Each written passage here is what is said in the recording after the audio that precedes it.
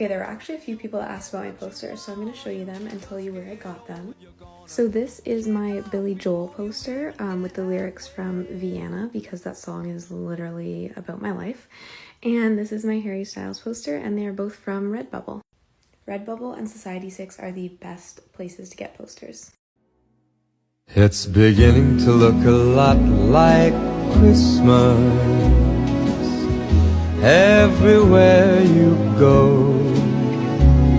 Take a look at the 5 and 10. It's glistening once again with candy canes and silver lanes that glow. Hi everyone, today I'm doing a holiday giveaway with Macmillan Library.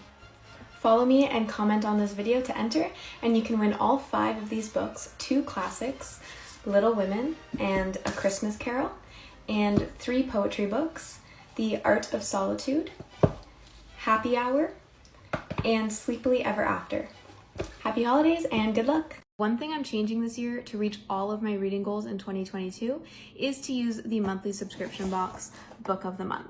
I just feel like it's going to be so motivating every single month to be able to pick a book from this carefully curated list that Book of the Month has put together with all different genres and new authors. I'm just so excited. I chose Fiona and Jane for my pick this month, and I am so excited for it. I cannot wait to just dive into a book that's all about the different layers of female friendships.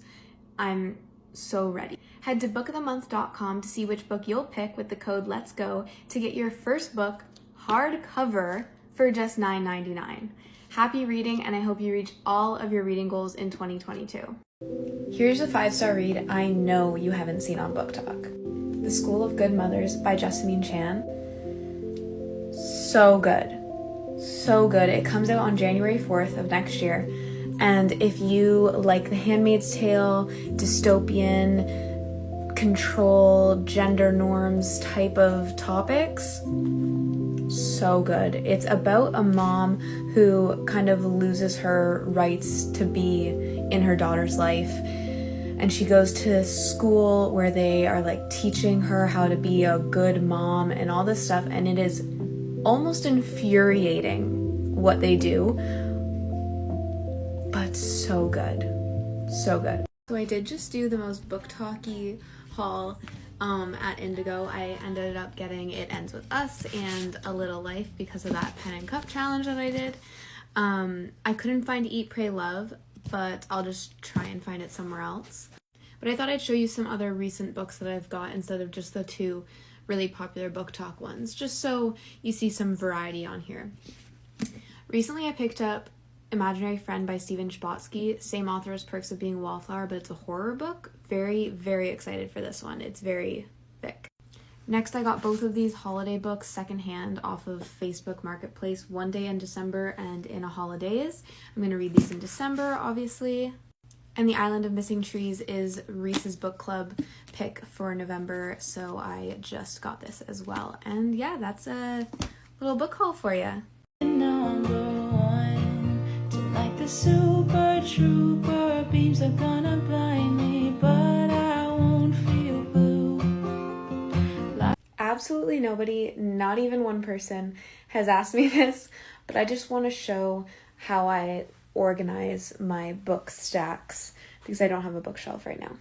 So these are my current books in my apartment. Some of my books are still at my parents' house, but these are like the ones that I care about most. This largest stack here are books that I've read, mostly from this year. This little stack are my self-help nonfiction books. This is the stack of books that I have yet to read. And then if we move over to my nightstand, these are my current reads: Court of Mist and Fury, Burnout, and still working through Wuthering Heights. And then these are the books up next that I want to read most: One Day in December and Imaginary Friend. And these books are actually just more unread books that I didn't know where to put, and they're kind of from my like October TBR I never got to. Hello. Just wanted to film a quick little reading update for TikTok. My most recent read, In a Holidays, for the holidays. Absolutely loved it. 5 stars. Of course, I kind of rate it a little bit easier just because it's like a holiday rom-com, but so good. I got through it so quick. definitely recommend. Also currently reading A Court of Mist and Fury. I read the first book, Court of Thorns and Roses, in June. I don't know why it took me this long to get on the second book, but I'm loving it. And I'm definitely going to speed through the series now because it's all I think about. And then the last book that I'm currently reading is still Wuthering Heights. I'm slowly working my way through this. I love it. Like, I don't know if I love it. I like it. But I just kind of took a break from it. I'm taking my time. It's a classic, so, you know, it's like a little bit slower, but whatever. It's good so far. And, yeah.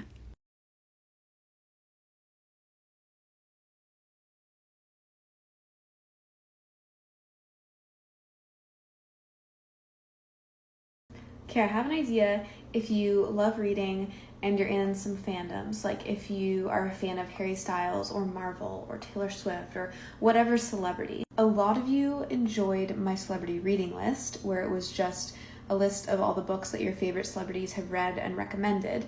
But what if we made it a reading challenge instead of a reading list?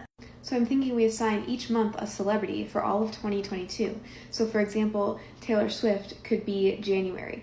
And for January, we all have to read one book that Taylor Swift has read or recommended. And then we all get to chat about it on the end of the month over here on my TikTok or my Instagram or whatever. And then by the end of the year, you'll at minimum have read at least 12 books. And those books being some of your favorite celebrities' favorite reads ever.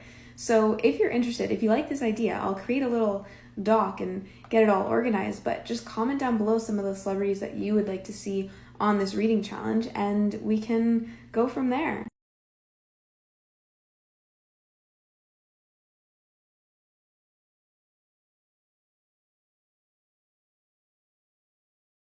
I'm doing this challenge because I want an excuse to buy more books, and we're celebrating because Red's Taylor version comes out in less than an hour. So if this goes in, I have to buy a Colleen Hoover book. If this goes in, I have to buy a holiday rom-com. I have to buy the first book on my want to read list on Goodreads. Like the very first book I ever added. I don't even know what that is. It's probably something so stupid. A book that has orange on the cover. Okay, if this goes in, I have to buy A Little Life. I've been putting that off for so long. Oh god. If this goes in, I have to buy the book with the most likes in the comments. You better recommend something good. If this goes in, I have to buy a secondhand book. Okay, if this goes in, I have to buy a Sally Rooney book. I have yet to read any. Okay, I guess we're still not reading any.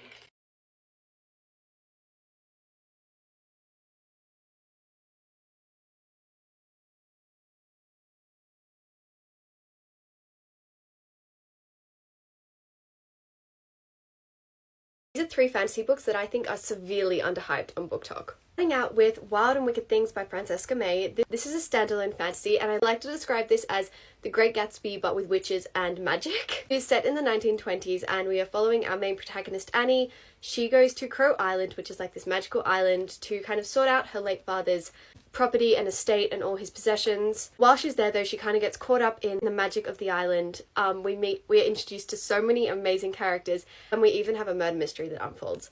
So this book literally has everything in it. It's set in the roaring 20s, so it's got like that gold glamorous parties involved. We've got so many magical elements, mythical creatures, and a murder mystery. It is just so good and so underrated. I absolutely flew through this and immersed myself in this world. It is just perfect for like fall or autumn time of year. I would literally recommend this to any fantasy reader ever. The next book is a series, and this is the Sabriel series by Garth Nix. The second book, I don't actually have the first book with me at the moment, but the Sabriel series is one of my all-time favourite fantasy series that actually got me into reading fantasy. My big brother actually introduced me to this series. Basically, we are following our main protagonist, Sabriel. Her father goes missing, and she has to go on this kind of big adventure quest to find him.